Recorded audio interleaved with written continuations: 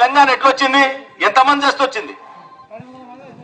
1200 మంది చచ్చిపోతే అంటే వాళ్ళ ప్రాణాలు త్యాగం చేస్తే, పెట్రోల్ పోసుకొని అంటు పెట్టుకుంటే, తుపాకీ తీసుకొని కొట్టుకుంటే ఎంతమంది కడుపులు కాలితే ఈ తెలంగాణ వచ్చింది.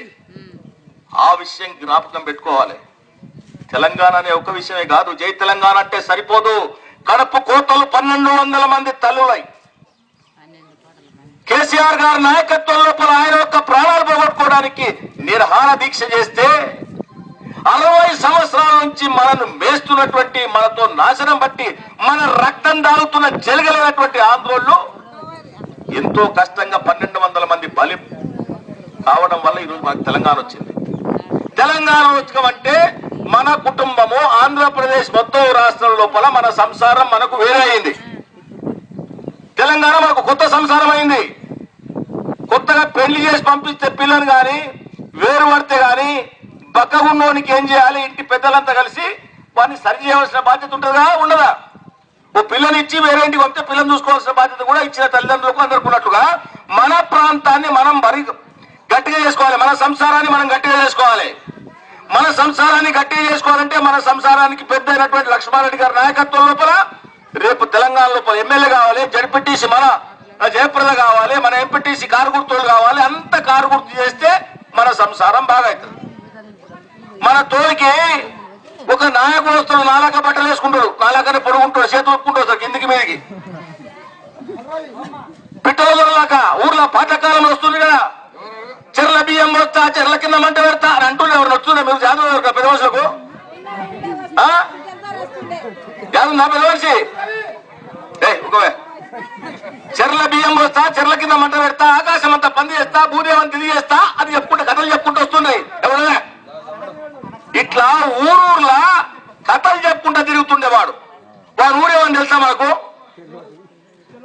వాడు ఊరు తెలియదు, వానికి ఏం తెలియదు. వాడు కోటేస్తాడు, వాడు అడుక్కునికి వస్తున్నట్లు అన్ని చెప్పి ఆయ్ భిక్షాందేవి మాత అన్నపూర్ణేశ్వరిని పట్టుకుని అడుక్కునికి వస్తాడు. అట్లా ఒక్కడు కాంగ్రెస్ పార్టీకి వెళ్ళి ఇక్కడ తిరుగుతున్నాడు. ఎందుకు వచ్చింది ఆయనకి? ఏమనుకునికే యా ఊరు బిట్లగాల్లాకి ఇక్కడికి అడుక్కునికి వచ్చినటువంటి నాయకుడు ఓడున్నాడు. ఏమంటాడు? నేను అభివృద్ధి చేస్తా, నేను అది చేస్తా, నేను ఇది అంటే వాడు పిట్టలు చెప్పినట్లు చెర్ల బియ్యం వస్తా, చెర్ల కింద మంట పెడతానట్టుగా వాడు కథలు చెప్పుకుంటూ పోతున్నాడు. ఏడికెళ్ళి బతకనికి వచ్చినాడు. మనతో ఏం పని మనూరు ఇచ్చిపోయి మనూరుకి ఎందుకు వచ్చాడు? మేము అమాయకుల్లాకున్నాము, మా ఓట్లు దోసుకున్నామని వచ్చిండు. ఊళ్ళో బొంబాయి తమాషామానికి బొంబాయి మిఠాయి మనకి వస్తాడు కదా, అంతా ఊరు బొంబాయి మిఠాయి, బొంబాయి మిఠాయి అంటే పిల్లలంతా ఉంటారు 10 రూపాయలు తీసుకొని, చారాన్ని తీసుకొని, ఆటని తీసుకొని. అట్లా వాడికి బతకనీకి వచ్చాడయా, నీ ఊళ్ళో నీవు బతుకు. మాతోనే ఎమ్మెల్యే కాగలిగినటువంటి వాళ్ళు మాకు సత్తా ఉన్నోళ్ళు చాలా మంది ఉన్నారు. కొత్త కేశవులు, గుడిదానికపల్లి గోపాలరెడ్డి లాంటి గొప్ప నాయకులు పుట్టినటువంటి నియోజకవర్గం మనది. ఈ నియోజకవర్గం బలహీనం లేదు. నీ దానం నీకు వచ్చి ఏదో చేస్తా మా చేత కాకుండా కదా నువ్వు చేసేది. నీ ఇంటికి ఎవరో పక్కింటి వచ్చి నీ ఇంటికి చేస్తా అంటుకుంటారు. చెప్పదా మీ ఇంటికి వచ్చి పక్కింటి వచ్చి నేను చేస్తా అంటుకుంటావా? ఉత్తమైన ఎంతం ఎక్కడో వచ్చి మాతోకి వచ్చి నీకు చేస్తాడు. అరే బొల్లుగా నీవేమో మాకు చేసేది, మా చేత నాకు అవుతుందా? మా ఇంటికి పెద్ద మనుషులరా, మా చేత అవుతుందని చెప్పేటటువంటి శక్తి ఉన్నటువంటి ఇది ప్రజలు. ఆ జంగా సామ్య ఎమ్మెల్యే చేయడా? ఆ తోట ఎవరో చేయడా? ఎమ్మెల్యే ఎవరైనా చేసుకుంటామయ్యా? మాది మేము చేసే పీకలలాగా నువ్వు ఆడికెళ్ళొచ్చి నేను చేస్తా అని మనకు పల్లెటూరు లోపల పిట్టలలో వచ్చి చెర్ల బియ్యం పోసి చెర్ల కింద మంట పెడతా అనేటటువంటి వచ్చింది మన ఊరికి. వాడిని ఊరికి పంపించాలి మనం. ఖమ్మమా? ఎవరా ఇది? ఎవరా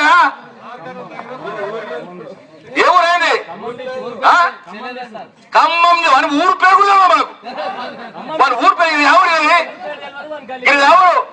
ఆ మంచిది వాటి ఇల్లు కట్టుకో, వాడు నా చర్చలు అంటాడు. ఈయన ఆవంచ మన పక్కనే ఉంటాడు, చర్చలు ఇల్లు కట్టుకోడు, మన మధ్య ఉంటాడు. మనం వాళ్ళు అవుతాం. వాడిని ఎవరు? వాని ఊరే తెలియదు మనకు, వాని తల్లిదండ్రులు ఎవరు తెలియదు.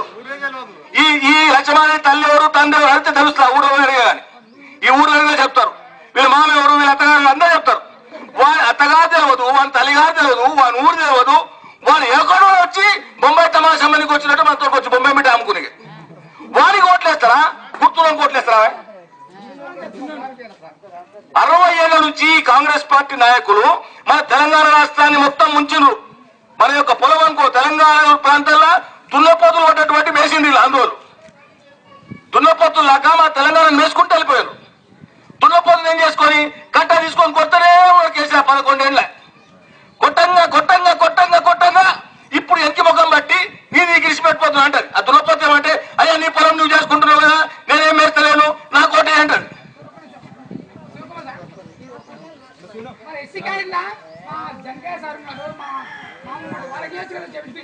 ఏది ఎస్సీ కాదు, రిజర్వేషన్ ఎస్టీ, ఇది ఎస్టీ షెడ్యూల్ ట్రైబ్. లేకుంటే జంగయ్య గారిని జడ్పీటీసీ కాదు ఎంపీ చేయాలని మాకుంది. అయితే ఆ దున్నపోత మన సేన 60 నుంచి వేసి ఈ రోజు గట్ట తీసుకొని నిలబడితే ఏమంటుందంటే అని నేనే వస్తానా, నాకు ఓటేయండి, నాకు అరే నియమా నీ కోటేస్తే మన వచ్చి వేసిపోతా 60 ఏళ్ళు వేసి సరిపోదా అని గట్ట తీసుకొని నిలబొట్టామా అని కాంగ్రెస్ పార్టీని. ఈ కాంగ్రెస్ పార్టీ 10 సంవత్సరాల నుంచి ప్రభుత్వం చేస్తుంది. రైతులకు సరైన ధరలు లేవు. ఈ రోజు ఎప్పుడు రైతులకు కొలచోడు ఎప్పుడు వస్తుందంటే మొక్కజొన్నలు అంతా రైతులు అమ్ముకున్నాక బ్యాలెన్స్ మొక్కజొన్నలు ఎప్పుడు ధరలు పెరుగుతాయి. పల్లీలు రైతులతో ఉన్నాయి, కొలటోడు ఉన్నాడు, వీడు అనేక సర్కారు వస్తారు, బ్యాలెన్స్తోనే బతుకుతారు. వ్యాపారస్తులకు లాభం కలిగించడానికే, వ్యవసాయదారులకు నష్టం కలిగించడానికే ఈ రోజు కరెంటు లేదు. ఈ రోజు ధరలు డీజిల్ పెరిగింది, పెట్రోల్ పెరిగింది, ఉప్పు పెరిగింది, పప్పు పెరిగింది, మజ్జిగ పెరిగింది. ఇవన్నీ పెరిగినటువంటి ఈ దుర్మార్గం కార్యక్రమం కాంగ్రెస్ పార్టీది. అటువంటి వాళ్ళు కూడా మనం ఇంటికి పంపించాలి. 10 సంవత్సరాల నుంచి ప్రభుత్వం లేని పరిస్థితి రోజులు ఉన్నాయి. వీటిని అన్ని దృష్టిలో పెట్టుకుని ఏదేమైనా తెలంగాణ రాష్ట్రం తెచ్చింది తెలంగాణ రాష్ట్రపతి కనుక, తెలంగాణ రాష్ట్రపతి నాయకుడు లక్ష్మారెడ్డి కనుక లక్ష్మారెడ్డికి కారు గుర్తుకు, జడ్పీటీసీ కారు గుర్తుకు, ఎంపీటీసీ కారు గుర్తుకేసి వచ్చే ఏ ఎన్నికలు వచ్చినా